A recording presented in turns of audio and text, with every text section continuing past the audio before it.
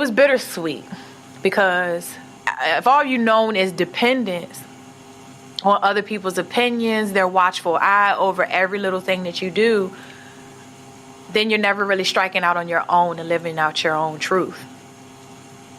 But then at the same time, I had that opportunity to do so. And so ever since that point, that's all it's been. It's been a digging, it's been a search, it's been a, trying to understand this awkward space that I'm in, this phase. And I didn't know at the time, I didn't know who to talk to. And now that I'm looking back during that time, I realized that was probably the best thing.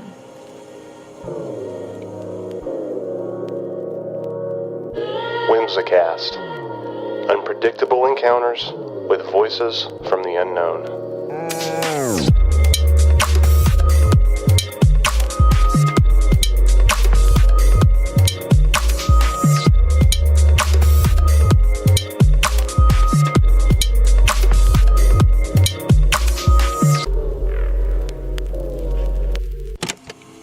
I'm Takisha. I'm comfortable with Kisha, even though at work people still get it wrong. They spell it wrong. And the little E in my name that they try to wiggle in there, it bothers me. But everything else is okay. It's copacetic. I am recently turned 28, and I'm from Richmond, born in Suffolk, Virginia. I was small. I was maybe a toddler when my mom, picked up and moved out here. She moved out here for job opportunities and things like that. What do you do right now?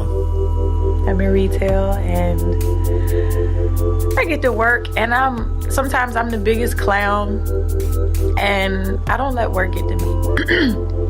I try not to let anything get to me, really.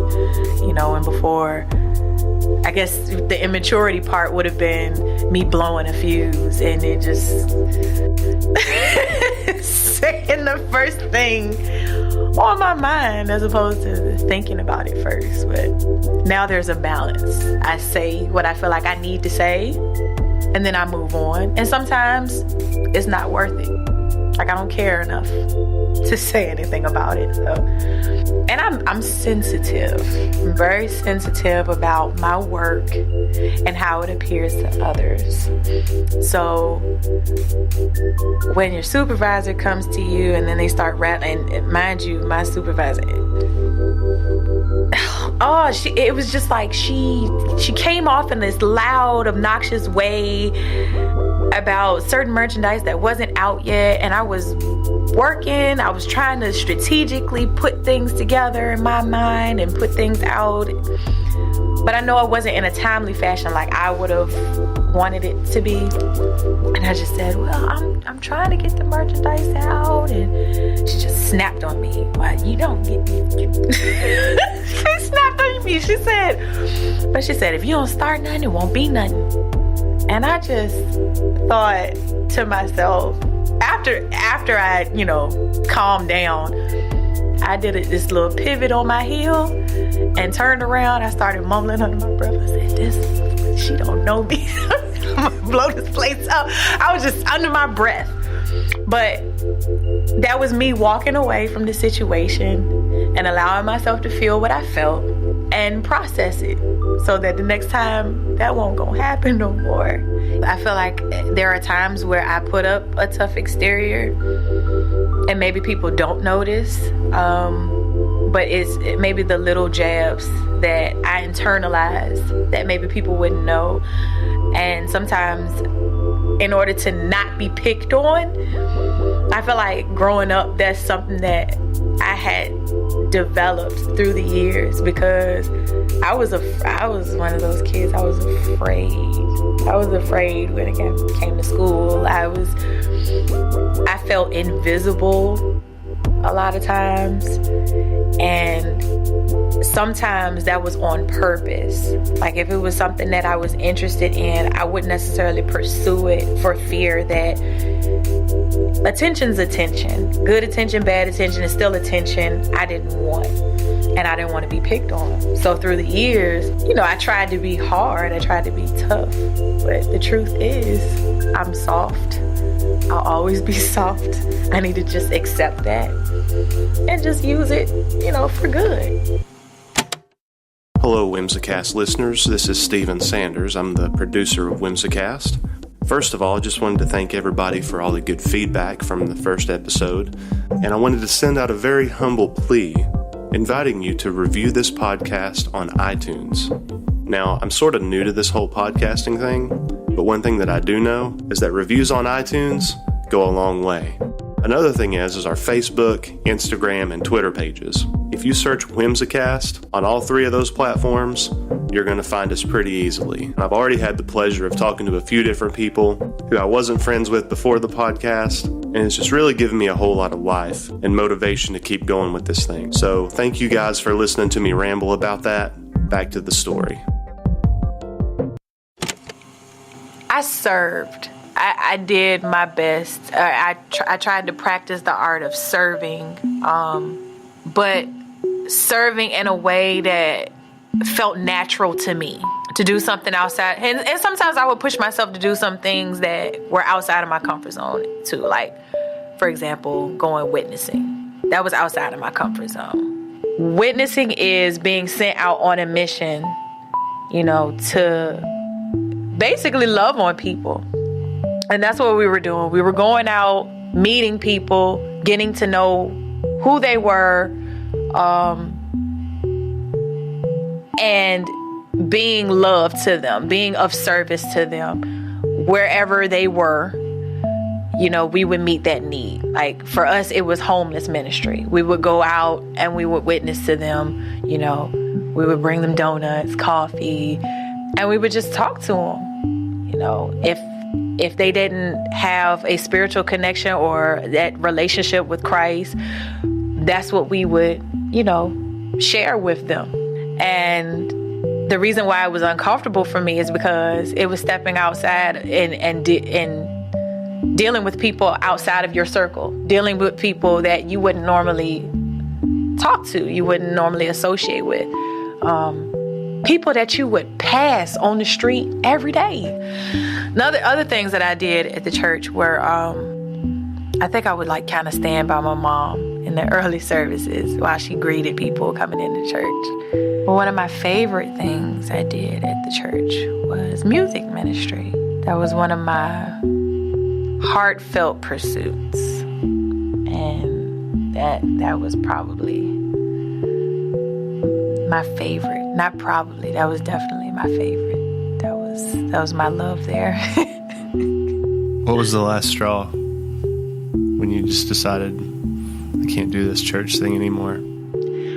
The last straw for me was, unfortunately, I had got involved in a very dramatic display in front of, I felt like it was so obvious to everybody at church that I was dating someone, or I wouldn't even say dating. I don't even know if it was a real relationship, to be honest with you, just because it was just, a relationship to me is not dramatics. It's not when everybody's hands is in the pot, and it's not any confusion there as to how you should be conducting yourself in a church environment. And so I feel like I was acting out in ways that it was unnecessary.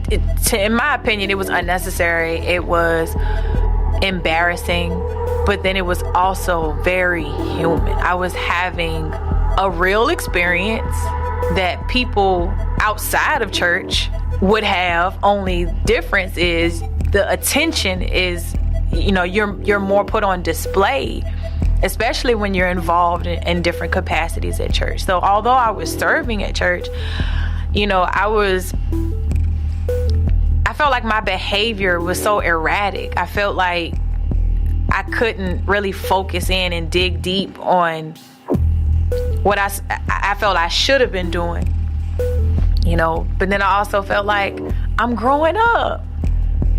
Like, I need to know what it's like to be able to date and how to conduct myself. And I mean, I think this way now, but back then I was like, I'm doing the wrong things all the time. Like, so it was just this inward self-criticism that I may or may not have been getting from the external world around me. Like, people, I felt like maybe people did have their thoughts, their opinions, their judgments, whatever. Like, I would hear it. Sometimes I wouldn't. I would hear it through the grapevine and things of that nature. But at the end of the day, it wasn't the kind of attention that I was seeking.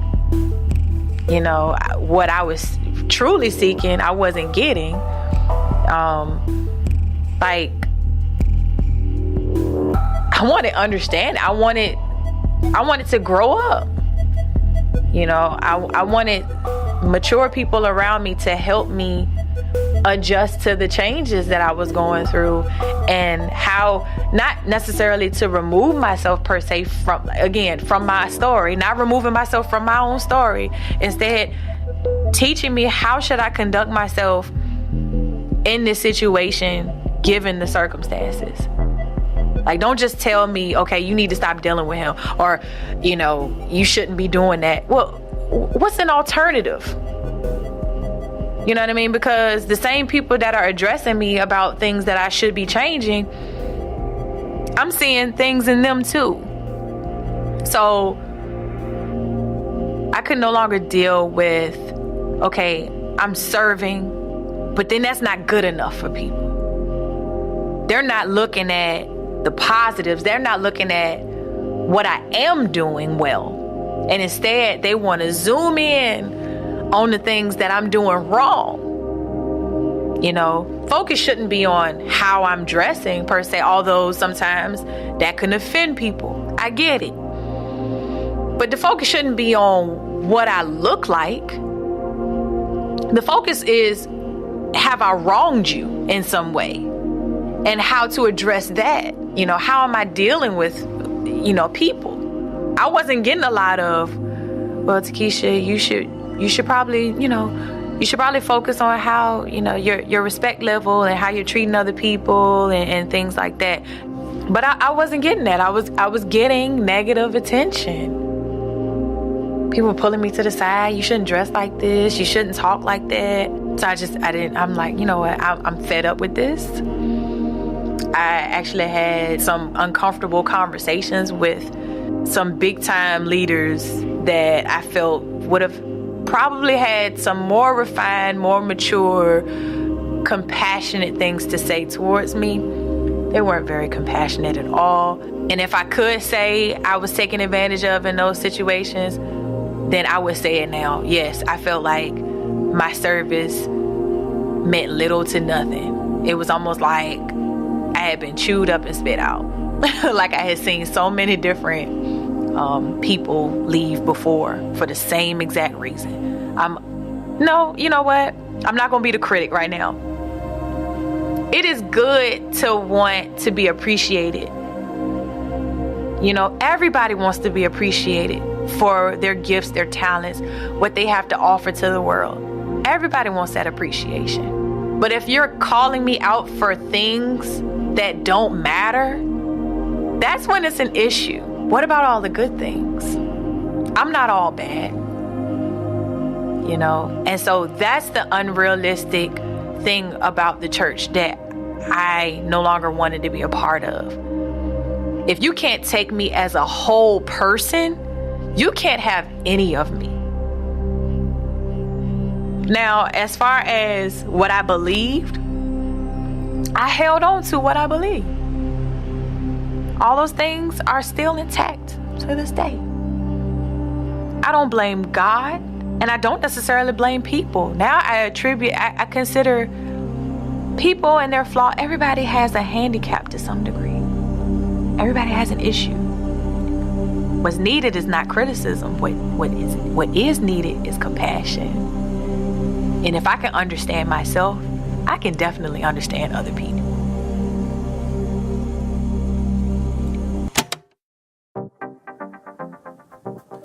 It's Steven again, and I wanted to invite you all to check out our SoundCloud page, specifically the Whimsicast Season 1 soundtrack. This playlist includes all the music from all the fantastic producers that have allowed me to use this music in the podcast. Quite frankly, I've been blown away by how many people have contributed to this project. If you're enjoying the podcast right now, trust me when I tell you that it would not be anywhere as good as it is without this music. Do me a favor, check out the SoundCloud page by searching Whimsicast. If you hear a song that you like, download or purchase that song. It would really mean a lot. Now, back to the story. After leaving the church and just like having my ideology kind of like rattled, like my cage is like really rattled, like, you know, that's when I began to shift, you know, my thinking. I started to think for myself. I stopped taking people's word as truth. You know what I mean? Like, I stopped taking other people's, like, them imposing what they believe that I should and should not be doing. Like, at the time where I decided to leave, I was experiencing things that I felt like I needed answers for. And I was tired of running from person to person to person seeking answers because I don't fit into a cookie cutter mold or what have you. Like, I am an individual. Like, this is solely my journey. Nobody else is responsible for my journey but me. So, what happened to music?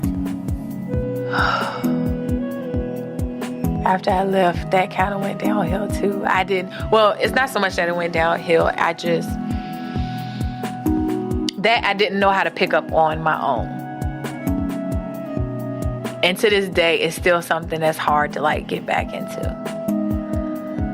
My voice has gone through some changes. I don't sound the same. At least I don't think I do, because I just haven't been singing to that capacity. Now, mind you, the gifts are given without repentance. It's still there. I still write, or at least I try to. But after I left, it was sad to me because I didn't have access. So I was dependent on the church for the opportunity to serve in that capacity. And sometimes I will sing to myself, but I feel like I get more out of it when I can share it with other people. I feel like in my experience, what touched me so much was how people responded to my service in music ministry. I feel like outside of that context, there's no use for it if it's not to serve people. If it's not to make a difference, change somebody's perspective.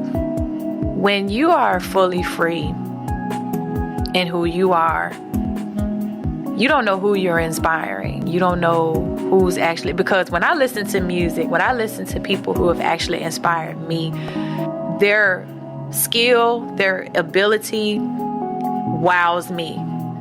You know, it puts me in a state of awe. I'm like, what has this person gone through to get to this level of this skill level, this talent, you know, this aesthetic, this beauty? That person's freedom set me free. It set off a spark in me. And so when I know that's a power tool. And so when I don't have that platform like I did to that capacity, then I just don't feel like, well, what's the point? But now I'm understanding again, like not removing myself from my story, not trying to force anything to happen, but learning how to, okay, I'm just gonna sit in my bedroom and write. Nobody may ever read this, but I'm just gonna write. I'm gonna sing this little song to myself. Nobody may ever hear this. I'm gonna sing this. You know, and then recently I had a friend, she was going through some things. When people are going through emotionally, I feel moved. Like, I may not have the answer. I don't always have the answers, but maybe that's not what people are looking for. Maybe people are looking for, I just need somebody there. You know, I need a soundboard. Like, I need somebody to lean on for a little bit. I just want to, and maybe it's just a thing for people to just cry. Like, maybe they just need somebody there to see them cry. Like, I don't know, but I wanted to be that to people, and especially people that are close to me. Like, if people are reaching out to me and sharing with me, then why can't I share? You know, this is what I have to give. I may not always have money. I may not always have resources, but I have me, you know. And so she was going through some things. She was sharing a little bit about her situation, and I thought of her. I took advantage of that opportunity. And, you know, I found a little image that was pertinent to her situation. And then based on that image, I expounded on it, what my thoughts were concerning her. And just loving on her. And then towards the end of that, just a little snippet of a song just came to me, you know, and just the tune and the flow and everything. I was inspired. And I just recorded it in that moment. I was in the bathroom. Acoustics were perfect. But there was clarity there, at the very least. I wanted there to be clarity. I wanted her to hear the words. I wanted her to hear the message behind what I was trying to share with her.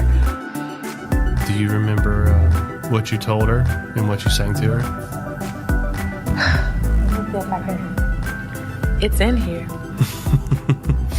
Oh, it's in here. Now, the excerpt was, remember the entrance to the sanctuary is inside you. A lot of times we feel like it's necessary to have somebody to support us. And it's fine. Like, there are times we need that. But what about those times when there's nobody? You know, you're not going to just wither and die. You're going to go inside. You're going to pray.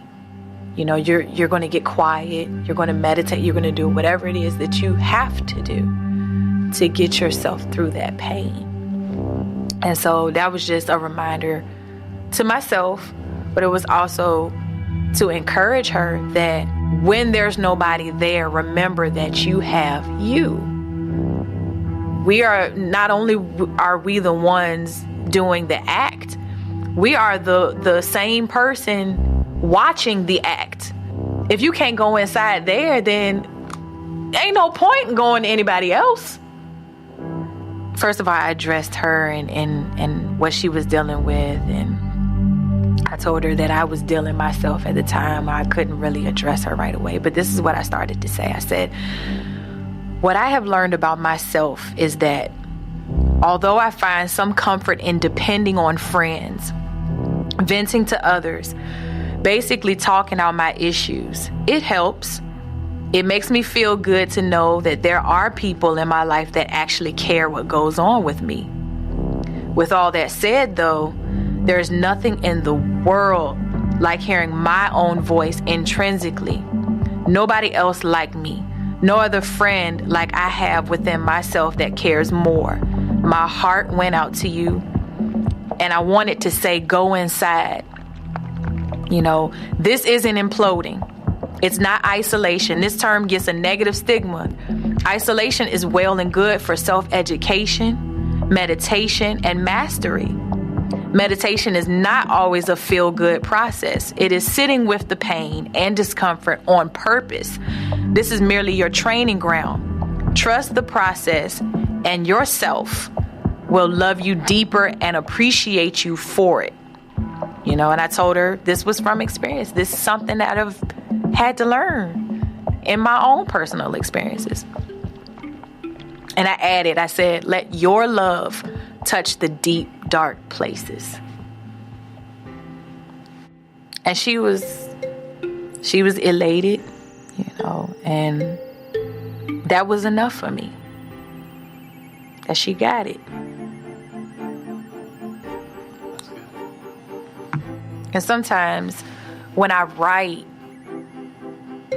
I'm literally just regurgitating some things that either I've been meditating on something. It's just, I just let the words flow. I just say what's on my mind. There's no order to it. It's just thoughts. And then if I end it, it's done. Like it's no formality. Like and I guess that's why I feel so when people ask me to read or like share, I always feel like it needs to be something polished. Like it needs to be this finished product that I can, hey, this is it. But then that's ego. That's like, oh, I made this. I did something. But when it's not polished like that, it can do its work. People can interpret it how they want to interpret it. It might mean something different for you, you know.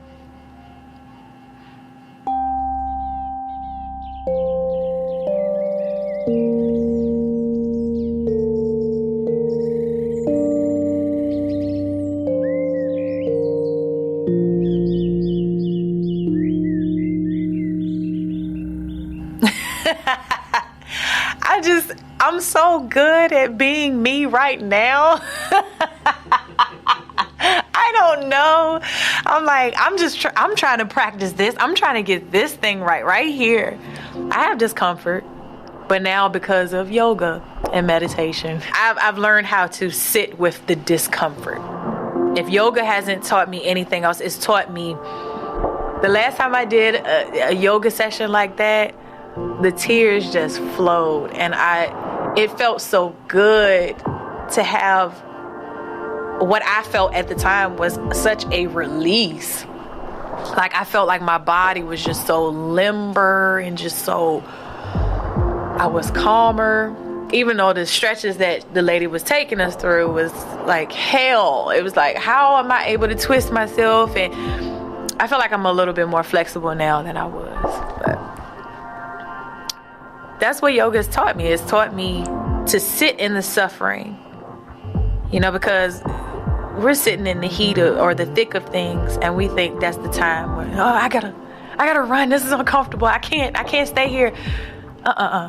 Sit with it a little bit longer, and you'll find that either it wasn't as long as you expected it to be, or the lesson that you're going to learn, you know, it's in the pain. But you think you need to escape it in order to get the answers that you're seeking. No. You need to just sit with it and understand, like even down to boredom. Boredom is just something that we created, like, because we have so many options now. You know, we have so many things that we can do to distract ourselves. But what if distraction is the problem, period? And it's the boredom you need to pay attention to, because, quite frankly, there's nothing wrong with it. It's perfectly human.